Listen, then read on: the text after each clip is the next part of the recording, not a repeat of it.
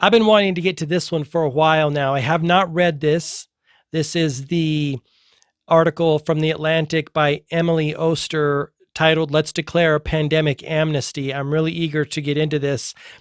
I was kind of surprised that someone, I mean, it is what it is. I'm very curious to see what this person has to say in this video. I'm going to read this. We're going to do kind of commentary on the fly as I do with all my articles here. By the way, I always put the link in the description down below this video for this article, but let's jump in and see what she has to say.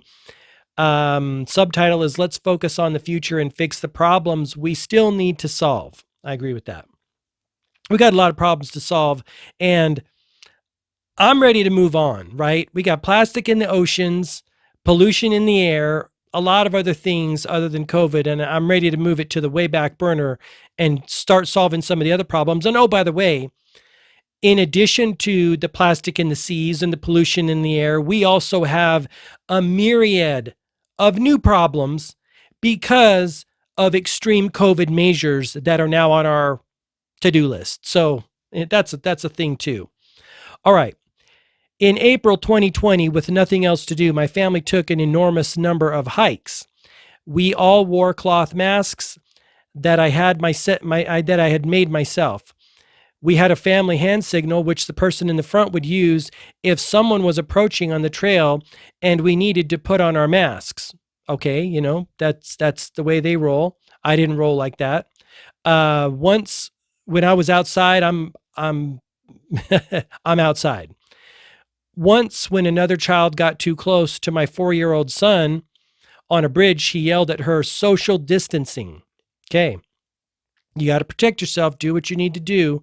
Again, not the route that I chose to go with. Continuing on here, these precautions were totally misguided. In April 2020, no one got the coronavirus from passing someone else hiking.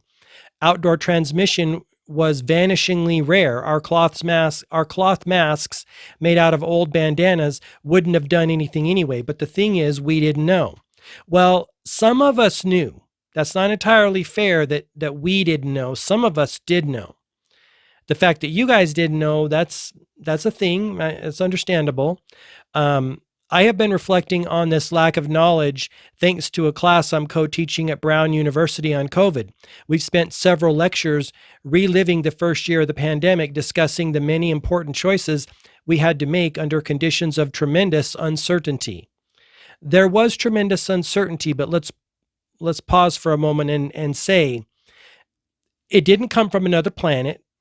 It wasn't that far out of the ordinary in my experience. I'm not a virologist or an epidemiologist, but we could have used, and many people did use, the knowledge we've acquired in thousands of years of human existence to approach this in a more thoughtful way.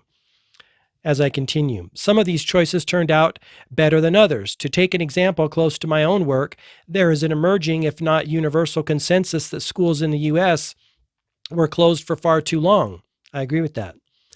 The health risk of in-school spread were relatively low, whereas the cost to students' well-being and educational progress were high. The latest figures on learning loss are alarming. They are alarming. Kids lost essentially at least a year, maybe 2 years worth of their education. But in spring and summer 2020, we had only glimmers of information. Reasonable people who cared about children and teachers, advocated on both sides for the reopening debate. Another example, when the vaccines came out, we lacked definitive data on the relative efficacies of the Johnson & Johnson shot versus the mRNA options from Pfizer and Moderna. The mRNA vaccines have won out. But at the time, many people in public health were either neutral or expressed a J&J preference. This misstep wasn't nefarious. It was the result of uncertainty. I don't know much about that specific debate. I didn't choose to get any of those, so I'm not, privy to that information. Obviously, some people, and when I say I didn't choose to do any I didn't get any vaccine. Obviously, some people intended to mislead and made wildly irresponsible claims. Remember when the public health community had to spend a lot of time and resources urging Americans not to inject themselves with bleach? Yeah, I do remember that was a story. I'm not sure how far that went. I didn't research that either. I wasn't going to do that no matter what. So it wasn't a factor for me. That was bad. Misinformation was and remains a huge problem. Let me comment on that. I don't think misinformation is a problem. I think, and I've talked about this before, when Brene Brown paused her podcast, and again, not criticism of Brene Brown. I want people to do what they want to do, but it doesn't mean I'm not going to speak my mind about what it is too. I don't see anything as misinformation. When I look back at the history of human beings, I see our whole history is one big oops. We always get things wrong. We get things wrong until we don't get things wrong. Now, all of a sudden, some people, I don't know who these people are all of a sudden able to identify misinformation in real time on the fly. I think it's bullshit. I think it's some kind of a magic trick or a parlor trick, right? That's all human beings do, is spew misinformation. And the reason that I say that is because everything we say comes through our limited understanding and perspective and knowledge of ourselves and the world we live in and the situations we encounter. So it's all misinformation, right? It's either all misinformation or it's all true from a subjective standpoint. So to say something is misinformation and something's not, I think it's the silliest thing ever. Check out my, I'll link the video down below where I talk about the Brene Brown specific situation with misinformation. So misinformation was and remains a huge problem. Misinformation is a problem for human beings. We always get it wrong. I don't think it's anything we need to identify, and I don't think some people have the ability to identify misinformation and others don't. But most errors were made by people who were working in earnest for the good of society. I don't necessarily believe that. Given the amount of uncertainty, almost every position was taken. That might be too harsh. I'm going to pull that back. I think people thought they were working in the earnest of society, but what I saw was a lot of people lose their frickin' minds. All common sense, all ability to reason went out the door. That's what I saw. I'll leave it at that. Given the amount of uncertainty, almost every position was taken on every topic. And on every topic, someone was eventually proved right and someone else was proved wrong. In some instances, the right people were right for the wrong reasons. In other instances, they had a prescient understanding of the available information. The people who got it right for whatever reason may want to gloat. Those who got it wrong for whatever reason may feel defensive and retrench into a position that doesn't accord with the facts. All of this gloating and defensiveness continues to gobble up a lot of social energy and to drive the culture wars, especially on the internet. These discussions are heated, unpleasant, and ultimately unproductive. In the face of so much uncertainty, getting something right had a hefty element of luck, potentially. And similarly, getting something wrong wasn't a moral failing. Treating pandemic choices as a scorecard on which some people racked up more points than others is preventing us from moving forward. I agree with that, right? We got to move forward, come back together. It doesn't mean we need to forget what happened. But we do need to move forward. We have to put these fights aside and declare a pandemic amnesty. We can leave out the willful purveyors of actual misinformation while forgiving the hard calls that people had no choice but to make with imperfect knowledge. See, it's funny. It's so funny. She talks about imperfect knowledge, which that's all we ever have is imperfect knowledge. But yet some people are able to say that some knowledge, some imperfect knowledge is misinformation and some is not. Doesn't make sense. Los Angeles County closed its beaches in summer 2020. Ex post facto, this makes no more sense than my family's masked hiking trips. No, it doesn't. But we need to learn from our mistakes and then let them go. We need to forgive the attacks too, because I thought schools should reopen and argued that kids as a group were not at high risk. I was called a teacher killer and a genocidaire. Never heard that. Haven't heard that one before. It wasn't pleasant, but feelings were high, and I certainly don't need to dissect and rehash that time for the rest of my days. Moving on is crucial now because the pandemic created many problems that we still need to solve. Yes, it did. And as I said, it added a whole bunch to the docket as well.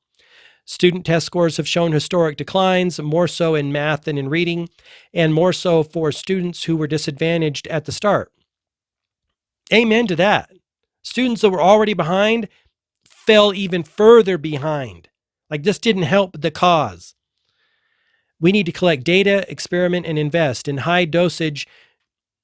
Is high dosage tutoring more or less cost effective than extended school years? Why have some states recovered faster than others? We should focus on questions like these because answering them is how we will help our children recover. Many people have neglected their health care over the past several years, notably routine vaccination rates for children for measles, pertussis, etc. are way down. I wonder why. And to that point, what I see, based on the ineptitude and the bungle job that our federal government did with this, not sharing data that they had in a timely manner, they hurt the cause for VACCINATIONS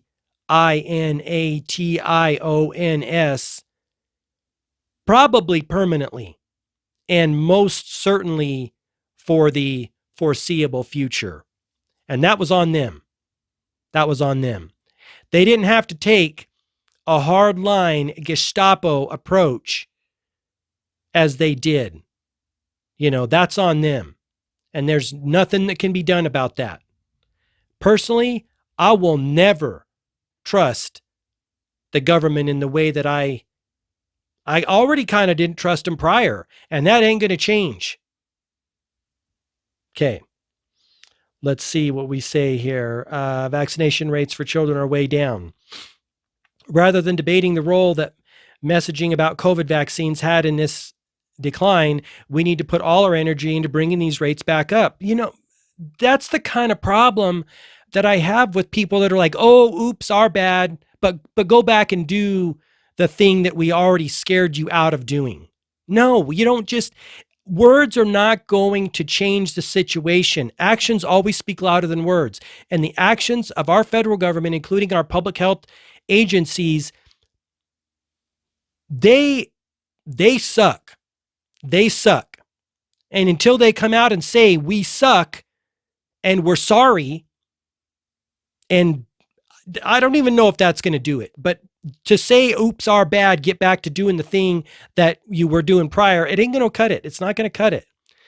Pediatricians and public health officials will need to work together on community outreach. The politicians will need to consider school mandates. You know what? There they go. There she goes, showing her cards. If you don't start doing it again, we'll just mandate you. Wrong answer. Wrong answer. The standard saying is that those who forget history are doomed to repeat it, but dwelling on the mistakes of history can lead to a repetitive doom loop as well. Let's acknowledge that we made complicated choices in the face of deep uncertainty and then try to work together to build back and move forward.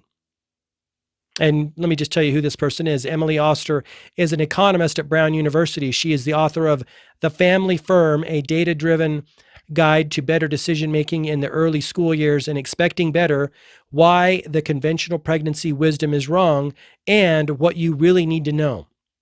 That's interesting. What do you think? Let me know in the comment section down below. I've kind of shared with you my thoughts on it, but I'd love to get your opinion. I was eager to read that. That's the first time I've read it. Yeah, I have some issues with what she said, but I would love to know what you think. Anyway, let me know. Give me a thumbs up if you like this video. I'd love to have you as a subscriber as we move forward, learning more about what's going on in our country and the world, informing ourselves, gathering knowledge. Follow me on social media. I share a lot of things there that I don't share here on YouTube, anywhere at GMarkPhillips. And before I let you go, I want to thank you for watching. Until next time, I wish you all the best health, wealth, and success. Bye-bye.